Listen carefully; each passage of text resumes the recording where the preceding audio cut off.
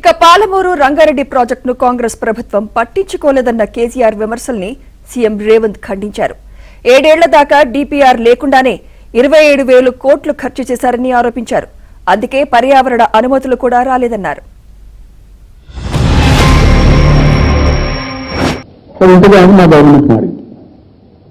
సహజం, రాజకీయాల్లో గెలుపులు ఉంటాయి, ఓటములు ఉంటాయి, ప్రభుత్వాల మార్పులు ఉంటాయి, జరుగుతాయి.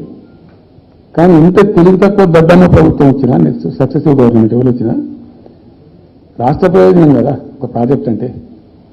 ప్రజలకు నీళ్ళు వచ్చేది కదా, ప్రజలు బ్రతికేది కదా, దాన్ని కొనసాగిస్తారు.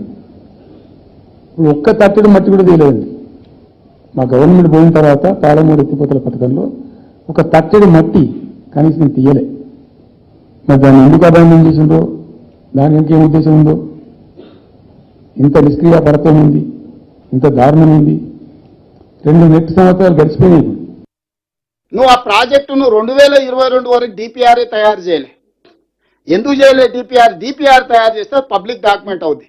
పబ్లిక్ డాక్యుమెంట్ అవుతే 32,200 కోట్ల నుంచి 75,000-80,000 కోట్లకి ఎప్పుడైతే అంచనాలు పెరిగినాయో అది ప్రజలందరికీ తెలిస్తే, కాస్ట్ బెనిఫిట్ రేషియో మీద మొత్తం చర్చ జరిగితే, చంద్రశేఖరరావు లిఫ్టుల పంపుల కంపెనీ యజమాని ఏం దొంగతనం దోపిడీ చేస్తుండో ఆ దోపిడీ బయటకు వస్తుందని చెప్పి 7 ఏళ్ళు ఆయన డీటెయిల్ ప్రాజెక్ట్ రిపోర్టే తయారు చేయలే.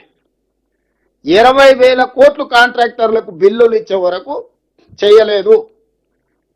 2019లో పబ్లిక్ హియరింగ్ పిలిచిండు, పబ్లిక్ హియరింగ్ చేయలే.